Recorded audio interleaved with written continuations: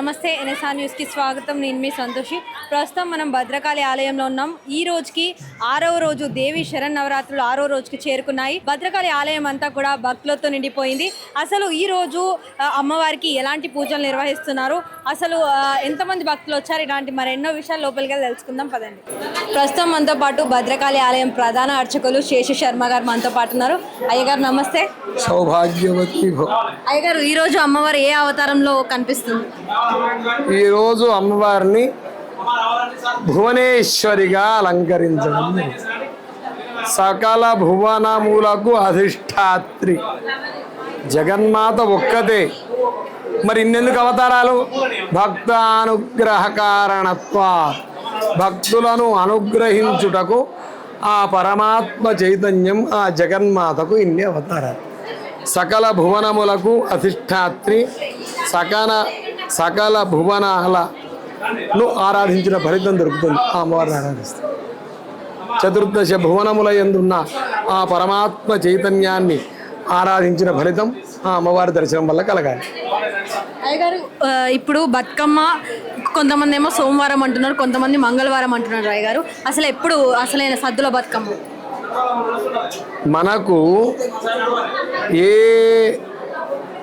మతాంతరం లేకుండా, ఏ సందేహం లేకుండా, ఎలాంటి అనుమానం లేకుండా తెలంగాణ విద్వత్ సభ అని మహామహా పండితులు, మహామహా సిద్ధాంతులు వీళ్ళందరూ కూర్చొని తెలంగాణ విద్వత్ సభ అని సమావేశమై నిర్ణయించారు. ఏది? సద్దుల బతుకమ్మ పండుగ. సద్దులు నవరాత్ర వ్రతంలో సద్దులు మహాష్టమి నాడు, అంటే దుర్గాష్టమి నాడు చెయ్యాలి. బలి మహానవమి నాడు చెయ్యాలి. ఏ దేవతకైనా సరే. ఈసారి పంచమి 2 రోజులు వచ్చింది. రాత్రి శబ్దస్య తిథి లక్షణే. రాత్రి శబ్దమునకు తిథిని బట్టి ఉంటుంది. 2 తిథులు వచ్చాయి కాబట్టి ఒకే రాత్రి కింద లెక్క. ఒకే తిథి నాడు 2, ఒకే రోజు నాడు ఒకే రాత్రిలో 2 తిథులు వస్తాయి. అప్పుడు 2 కింద లెక్క. అది శాస్త్ర మర్యాద. వచనాత్ ప్రవృత్తి వచనాన్నివృత్తి తస్మాత్ శాస్త్రం ప్రమాణంతే కార్యాకార్య వ్యవస్థ. ఈ మాటతో అవునని చెప్పచ్చు, కాదని చెప్పచ్చు, కానీ శాస్త్రమే ప్రమాణం. అష్టమి మహాష్టమి నాడు ఆ జగన్మాత జన్మించింది. ఆ జగన్మాతకు సద్దులు చేస్తాం. ఆడవాళ్ళు చేసేది బతుకమ్మ పండుగ. దేవతార్చనలు మగవాళ్ళు చేస్తారు. మరి ఆడవాళ్ళు ఎట్లా చేయాలి? పూలల్లో లక్ష్మి ఉంటుంది కాబట్టి ఆ పూలను శ్రీచక్రాకారంలో పేరుచి ఆరాధిస్తారు. స్త్రీలకే మంత్రం అవసరం లేదు, తంత్రమే అవసరం లేదు. ప్రతి స్త్రీ జగన్మాత స్వరూపం. పురుషుడు దేవతార్చన చేయాలంటే దేవో భూత్వా దేవం యజేత్. తాను దేవత అయి ఆ దేవతను ఆరాధించాలి. ఆ దైవీ శక్తిని మొత్తం ఆపాదించుకొని మళ్ళీ అప్పుడు విగ్రహారాధన చేయాలి. స్త్రీలకు అవసరం లేదు. ఆమె సమస్త దేవతా స్వరూపం. ఎత్ర నార్యస్తు పూజ్యంతే రమంతే తత్ర దేవత, ఎత్రైతాస్తు నపూజ్యంతే సర్వాస్తత్వ ఫలాచి. కాబట్టి స్త్రీ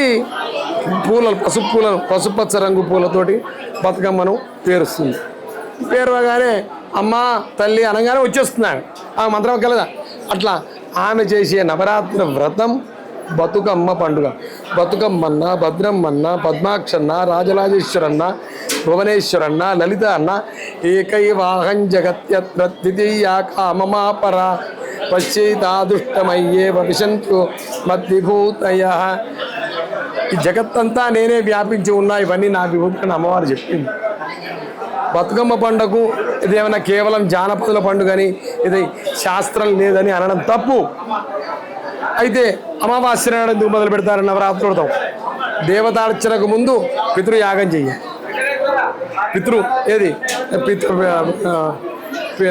పితృయజ్ఞం అనేది అక్కడ స్వదారూపంలో చేస్తారు పురుషులు. మరి ఆడవాళ్ళు ఎట్లా చేయాలి? వాళ్ళకు కలియుగంలో స్వయంగా పితృయజ్ఞం చేసే అధికారం లేదు కదా. అంటే అప్పుడు త్వమేవ సంధ్యాస త్వం స్వాహ త్వం స్వధా త్వం హి వషట్కార స్వరాత్మిక అని శాస్త్రం చెప్పింది. ఆమె స్వధారూపం, ఆమె స్వాహారూపం. కాబట్టి అమావాస్యకు అధిదేవతలు పితృదేవతలు కాబట్టి అమావాస్య నాడు ఆ అమ్మవారిని స్వధారూపంలో ఆరాధిస్తే పితృయజ్ఞ చేసిన ఫలితం ఆడవాళ్ళకి వచ్చేస్తుంది. కాబట్టి స్వధారూపంలో అమావాస్య నాడు ఆరాధిస్తారు. అవన్నీ పితృపక్షాలు ఆనాడు అయిపోయింది. తెల్లారి నుంచి బతుకమ్మ 9 రోజులు నవరాత్రి వ్రతం. రోజు పొద్దునే పేరుస్తారు, ఆరాధిస్తారు. వాళ్ళకి మంత్రం అక్కర్లే, తంత్రం అక్కర్లే. ఆ అమ్మవారి ఆట పాటలతోటి ఎందుకంటే యథా విభవ విస్తరే అనే న్యాయానికి 8వ నాడు సద్దులు చేస్తారు. 8వ నాడు ఒక బతుకమ్మ సద్దులు చేయరు. సద్దుల బతుకమ్మ ఎందుకు పేరు వచ్చింది? ఆనాడు బతుకమ్మ పండుగ ఆడవాళ్ళ పండుగ కాబట్టి, ఆడవాళ్ళు మాత్రమే చేసే పండుగ కాబట్టి ఆనాడు సద్దులు బాగా చేస్తారు కాబట్టి సద్దుల బతుకమ్మ అని వచ్చి రోజు ఒక్క సద్ది పెడతారు. ఆనాడు ఏనాడైతే బిల్వ శాఖం తీసుకొని వస్తారో ఆనాడు అర్రెమని ఆడరు. మరి దానికి దీనికి సంబంధం ఏంది అంటే చెప్తున్నా, బతుకమ్మ కూడా సశాస్త్రీయమైన నవరాత్ర వ్రతం స్త్రీలచే అనుష్ఠింపబడేది. దాన్ని ఏదో దానికి శాస్త్రాధారం లేదని తీసిపడేయడం తప్పు. తెలంగాణలో ప్రతిదీ శాస్త్ర ఆధారం లేకుండా ఏది ఉండదు. కాబట్టి వాళ్ళ అర్హతను బట్టి, వాళ్ళ ఆచారాన్ని బట్టి, వాళ్ళ సంప్రదాయాన్ని బట్టి శాస్త్రం ప్రకారం ఆచారం కూడా వేదోక్త తత్వజ్ఞానేన వేద విహిత కర్మకారి ఇది శిష్టాచారం అన్నా కానీ శాస్త్రం చెప్పాలి. కాబట్టి 9 రోజులు, ఇప్పుడు పంచమి తిథి 2 రోజులు వచ్చింది. 2 రోజులు వచ్చినా మనకు ఒక రాత్రి కిందనే లెక్క. ఒక్కొక్కసారి ఒకే తిథి నష్టం తక్కువవుతుంది. ఒకే రోజు 2 తిథులు వస్తాయి, అప్పుడు 2 రోజుల కింద లెక్క. మనం రాత్రి శబ్దస్య తిథి లక్షణే అని శాస్త్రమే శాస్త్రం చెప్పినాక శాస్త్రాన్ని పక్కన పెట్టి నా ఇష్టం వచ్చినట్టు చేస్తా అంటే అయినా కానీ అమ్మవారు మన్నించింది. ఏమని? జానతా వాపి, తెలిసి చేసినా తెలియక చేసిన భక్తులు ఇచ్చిన ఆ బలి పూజ హోమాలను నేను స్వీకరిస్తాను అని అమ్మవారు చెప్పింది. కాబట్టి ఒకవేళ 9వ సోమవారం నాడే మేము సద్దులు చేస్తున్నామని కొంతమంది పట్టుబట్టినా వాళ్ళు విధిగా దుర్గాష్టమి నాడు ఆ అమ్మవారికి సద్దులు చేయడం వల్లే వాళ్ళకి పరిపూర్ణత. 9వ రోజు బలి చేయాలి. నవమి నాడు బలి అంటే ఏమిటి? ఫుడ్ సైకిల్లో ఈ ప్రకృతిలో ఒక ప్రాణి ఇంకో ప్రాణికి ఆహారం. వరి మీద దోమలు వాళ్తాయి. ఆ దోమలు తినడానికి కప్పలు ఉంటాయి, కప్పలను తినడానికి పాములు ఉంటాయి, పాములను తినడానికి గద్దలు ఉంటాయి. అంటే ఒక ప్రాణి ఇంకో ప్రాణికి ఆహారం ప్రకృతి.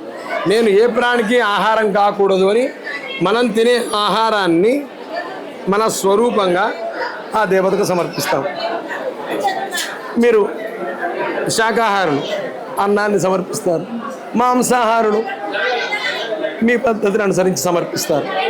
కాబట్టి అది బలి నవమి నాడే చేయాలి, సద్దులు ఈనాడే చేయాలి, కలశోద్వాసన దసరా నాడే చేయాలి. అది మనకు ప్రమాణం. ఇది సద్దుల బతుకమ్మ పండుగ అనేది సశాస్త్రీయమైన స్త్రీలు ఆచరించే నవరాత్ర మహోత్సవమే వేరు. గారు ఇప్పుడు బతుకమ్మ అనుకుంటా దాండియా కల్చర్ అనుకుంటా వెస్ట్రన్ కల్చర్ వచ్చి మనకి తీసుకొస్తున్నారు. దీనిపై మీ అభిప్రాయం ఏంటి? గుడికి ప్యాంటు వేసుకొని వస్తున్నారు. నా అభిప్రాయం చెప్పమంటే ఏం చెప్పాలి? కొన్ని రాష్ట్రాలలో సంప్రదాయంగా వస్తేనే గుళ్ళకి రాండి అని ఆపేసి మెల్లమెల్లగా అవేర్నెస్ వస్తుంది. ఎందుకంటే ఇంగ్లీష్ వాళ్ళు వెళ్ళిపోయినా వాళ్ళ సంస్కృతి మనల్ని వీడిపోవాలి కదా. అది మన సనాతన ధర్మం మీద పరిపూర్ణత్వమైన ఆగాన క్రమక్రమంగా వచ్చేంత మటుకు ఇది తప్పవు. చివరిగా భద్రకాళి ఆలయంకి వచ్చే భక్తులకి ఏం చెప్తారు? భద్రం శుద్ధాత్మ విజ్ఞానం భద్రలోకానురూపం మంగళ కలయతి జనయతి భద్రకాళి. నమ్మిన వారికి మంగళములను భద్రములను శ్రేయస్సు సంపదలను ఇస్తుంది. ఆ దుర్గాష్టమి నాడు భద్రకాళి రూపంలోనే అమ్మవారు ప్రకటితమైందని దేవీ భాగవతం చెప్తోంది. అమ్మవారిని దర్శించడం మనకు ముఖ్యం. మళ్ళీ ఈ పైరవీలు చేసుకొని అడ్డదారిలో రావడం పనికిరాదు. లైన్లో జనయాత్రగా వస్తే సమస్తమైన పాప నివృత్తి జరిగి అక్షయ్యమైన పుణ్యప్రాప్తి జరుగుతుంది. మనకు ఈ పైరవీలు చేసుకోవడం వల్ల మన అహం సాటిస్ఫై అవుతుంది. సహజంగా అందరితో పాటు వస్తే శరణాగతి పొంది అమ్మవారిని ప్రసన్నం చేసుకోవచ్చు. సో మరి విన్నారు కదా అయ్యగారు చెప్పిన మాటల్ని. బతుకమ్మ అనేది మంగళవారమే చేసుకోవాలంటూ కూడా అయ్యగారు అయితే చెప్తున్నారు. అది శాస్త్రంలోనే ఉంది. శాస్త్రాన్ని మాత్రం ఎవరు మార్చలేరు. కానీ ఎవరైతే మండే చేసుకుంటారో అది వాళ్ళ ఇష్టం. కానీ ట్యూస్డే రోజు అయితే సద్దుల బతుకమ్మ అయితే చేసుకోవాలంటూ కూడా శేషయ్య గారు చెప్పడం జరుగుతుంది. కెమెరామెన్ మహేష్తో సంతోషి, NSN న్యూస్ వరంగల్.